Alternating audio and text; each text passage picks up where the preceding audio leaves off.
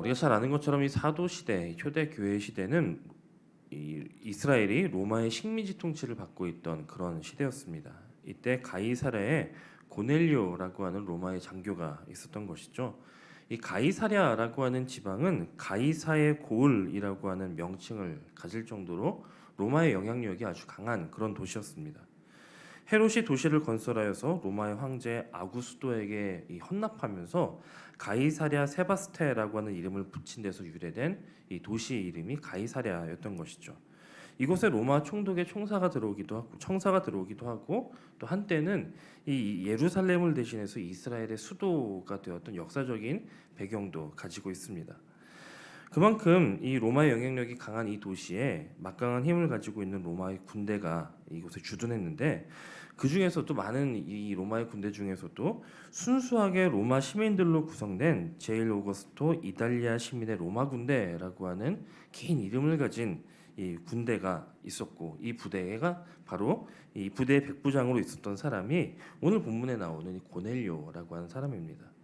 즉 이 고넬료는 그냥 일개 군인이 아니라 나름 영향력이 있고 또 큰 지위를 가지고 있는 그런 사람이었다라고 하는 것이죠. 그는 군인이기는 했지만 매우 독실하게 하나님을 섬기는 사람이었습니다.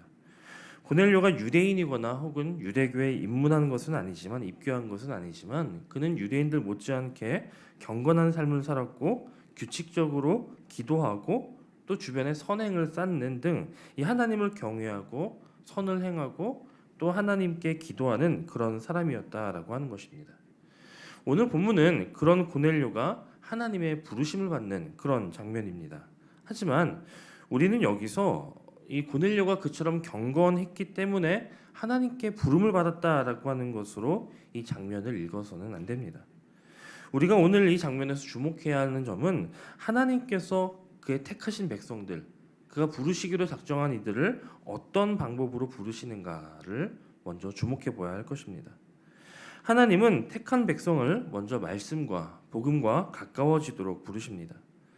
고넬료는 경건한 유대인들이 하루 3번씩 시간에 맞춰서 기도했던 것처럼 그 역시도 제9시 기도 시간에 기도합니다. 그리고 이 기도의 시간에 하나님은 환상을 통해서 고넬료에게 베드로를 청하라라고 말씀하시는데 베드로를 왜 청하라라고 하셨을까요? 베드로를 불러다가 복음을 들으라라고 하는 그런 명령이셨던 것입니다. 하나님께서 고넬료에게 아주 특별한 방법으로 나타나셔서 요구하신 것은 다른 것이 아닙니다. 복음을 들으라라고 하는 그런 명령이었던 것이죠. 우리가 아무리 인간적인 노력을 하고 또 경건한 삶의 태도를 유지한다 해도 하나님의 말씀 위에 그러한 노력들이나 그러한 삶의 태도가 세워지지 않는다면 그것은 올바른 신앙이 아니라는 것입니다. 오늘 우리가 앞서서 찬송했던 것처럼 우리가 주의 말씀 위에다가 집을 짓지 않으면 우리는 위태할 수밖에 없고 때로는 무너지게도 됩니다. 그래서 우리는 무엇보다 하나님의 말씀을 가장 소중하게 여겨야 한다라고 하는 것이죠.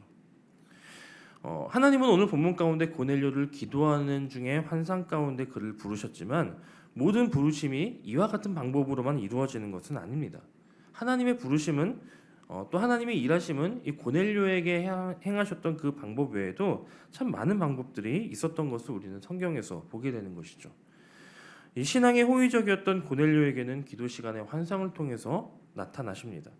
하지만 복음을 극도로 반대했던 사울에게는 우리가 보았던 것처럼 다메섹에서 가는 도중에 강제로 다메섹에서 가는 그 길에 나타나셔서 그의 눈을 멀게 하시는 아주 강한 방법을 통해 강제적으로 그를 복음 앞으로 끌어오십니다.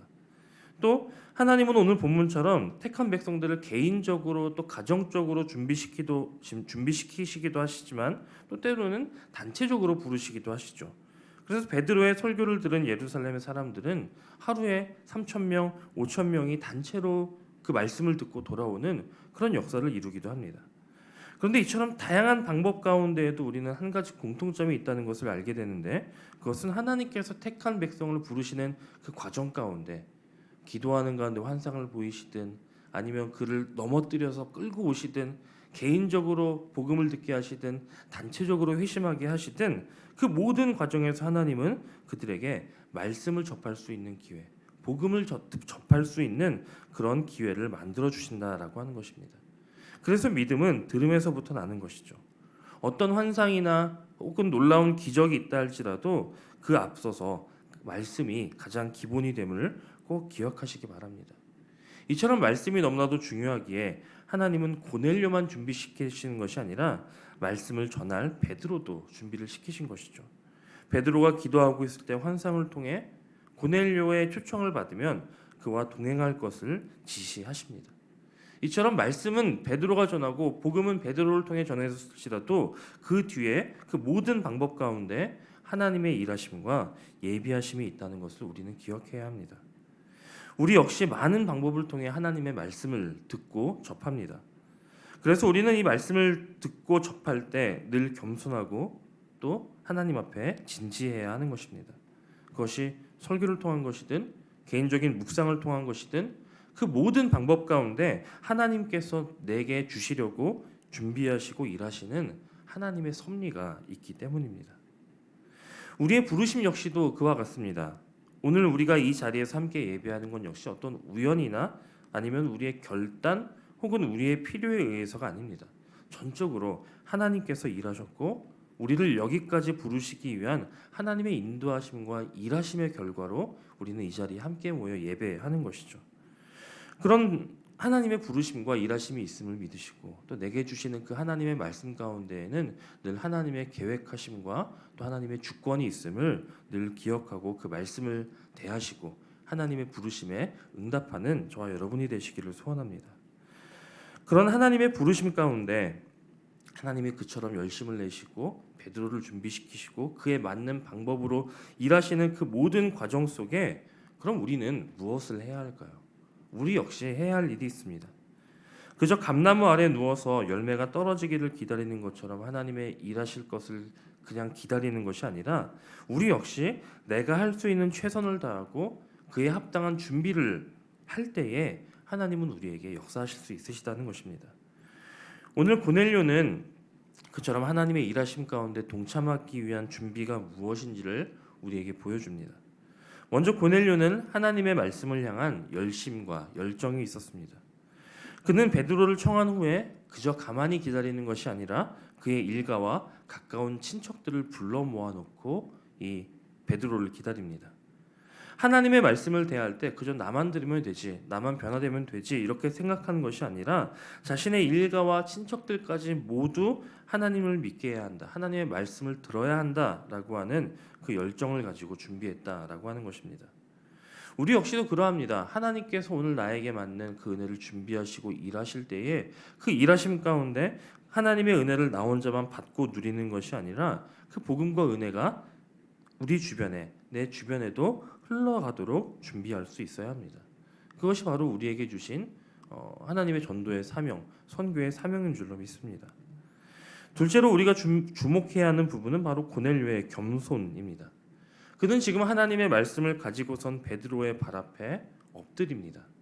앞서서 말씀드렸던 것처럼 그는 로마의 장교이고요. 또 순수 로마인이었고 그것도 위치가 있고 지위가 있는 사람이었습니다. 많은 사람들의 칭찬을 받을 정도로 그에게는 인망이 있었고 유명한 사람이었다는 것이죠. 그런데도 그는 갈릴리의 촌부 베드로에게 무릎을 꿇습니다. 이것은 바로 그의 겸손함을 보여주는 대목이죠. 우리가 이 장면에서 이 겸손이 결코 인간 베드로에게 베드로가 너무나 뛰어나고 유명하거나 어떤 지위가 있어서 그를 향하여 겸손을 표하는 것이 아니라는 것을 우리는 기억해야 합니다. 고넬료는 그와 함께 하시는 하나님께 대하여 겸손했던 것입니다. 우리에게도 이와 같은 겸손이 있어야 하죠. 하나님의 말씀 앞에 우리는 겸손해야 합니다. 하나님의 말씀은 무엇입니까? 하나님의 말씀은 이 세상을 잊게 하신 말씀입니다. 하나님의 말씀은 지금도 세상을 운행시키시는 그런 말씀입니다. 그런 크신 하나님의 말씀 앞에 겸손히 엎드릴 수 있는 저와 여러분이 되시기를 소원합니다. 이 본문에서 우리가 세 번째로 보아야 하는 것은 바로 그의 고백입니다. 그는 33절에서 이렇게 고백하죠. 내가 곧 당신에게 사람을 보내었더니 오셨으니 잘하였나이다. 이제 우리는 주께서 당신에게 명하신 모든 것을 다 듣고자 하여 다 하나님 앞에 있나이다. 여러분, 그는 지금 베드로를 상대하고 베드로 앞에 있습니다. 그러나 그는 주님께서 당신에게 명하신 모든 것을 듣고자 하여 다 하나님 앞에 있나이다라고 말합니다. 그가 베드로를 하나님이라고 생각했던 것은 아닙니다. 다만 하나님께서 그를 보내셨고 그를 통하여 베드로를 통하여 자신들에게 말씀하실 그것이 있다는 것을 그는 알고 있었습니다. 그래서 그는 지금 하나님 앞에 있고 자신들에게 주시는 그 말씀이 베드로의 말이 아닌 하나님의 말씀이다라고 고백하고 있는 것입니다. 이와 같이 준비된 마음이 바로 예수님께서 말씀하신 좋은 밭과 같은 마음입니다. 그리고 이런 마음에 말씀의 씨가 떨어지면 100배, 60배, 30배의 결실을 맺게 되는 것이죠. 오늘 말씀을 대하는 저와 여러분의 자세가 또 여러분의 마음이 이와 같기를 소원합니다. 고넬료는 지금 그가 만난 상황을 단순히 한 사람 베드로와의 만남이나 하나의 어떤 해프닝이나 일상적으로 일어나는 사건으로 여기는 것이 아니라 그 모든 과정 가운데, 이 만남 가운데, 오늘의 이 시간 가운데 함께 하고 계시는 그 하나님의 현존을 느끼고 고백한 것입니다. 그래서 우리가 지금 다 하나님 앞에 있다라고 고백했다는 것입니다. 오늘 이 고백이 저와 여러분의 고백이 되기를 소원합니다. 오늘 우리가 모인 이 자리, 우리가 함께 예배하는 이 자리에도 하나님이 함께 하십니다. 우리가 나눈 이 말씀 가운데에도 하나님이 함께 하십니다. 그런 하나님 앞에 겸손과 감사와 고백으로 나아가는 저와 여러분이 되시기를 소원합니다. 사랑하는 여러분, 하나님은 오늘도 그의 백성들을 부르십니다. 하나님께서 부르시는 그 과정은 아주 다양하고 또 저마다 다 다를 수도 있습니다. 그러나 그런 부르심의 과정 속에 감사와 또 겸손으로 순종하며 하나님의 말씀을 받는 이 일에 열심을 내시기를 소원합니다. 그때 지금도 우리의 삶에 역사하시며 또 지금도 우리와 함께 하시는 하나님께서 우리를 통해 일하시고 또 그 가운데 하나님의 일들을 나타내실 것입니다. 이러한 믿음으로 오늘 우리에게 주어진 삶의 현장에서 승리하시는 저와 여러분이 되시기를 간절히 소원합니다.